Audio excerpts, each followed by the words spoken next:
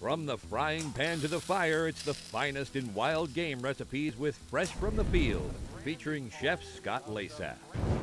This is a great duck sandwich, cooked quick, sliced thin, much like the Philly cheesesteak, onto a hot, flat pan. Olive oil, onions, and peppers, mushrooms, and garlic, and you just want to cook this until the onions are translucent. That means they're just a little clear. You don't have to brown them up too much.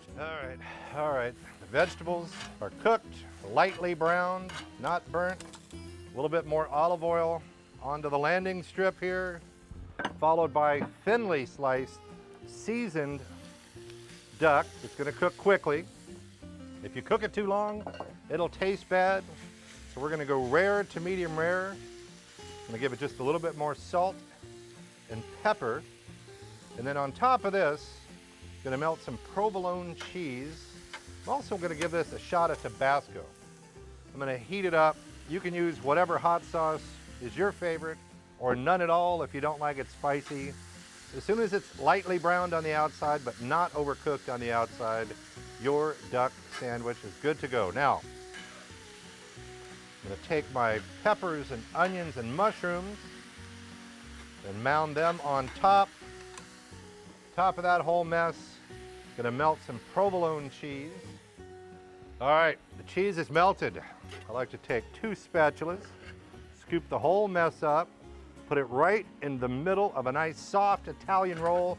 You can add mayonnaise, vinaigrette, tomato, whatever you want to make your duck sandwich your own. For a closer look at this and additional wild game recipes from Scott Lasaf, go to the Ducks Unlimited website at ducks.org/recipes. Bon appetit. I've dreamed about a trip like this, you know, follow the migration, spend several weeks chasing the birds, and I've dreamed about this, I think, probably since the first duck hunt I ever went on. And it's hard to believe the trip is over. Nice. No way. It certainly met all my expectations with a freelance trip over 14, 17 days. We've put a lot of miles on the truck. I think by the time I make it back to Memphis, it'll be about 12,000. But what a trip to remember. This has been a long road, you know. I don't know how many miles we've traveled, but you know, the anticipation that a waterfowler feels in his soul on that boat ride, I don't care if it's the first day of the trip or the last day of a trip.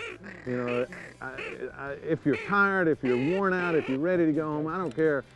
If that experience doesn't stir your soul just a little bit, then you better go get a checkup because something's wrong. There we go.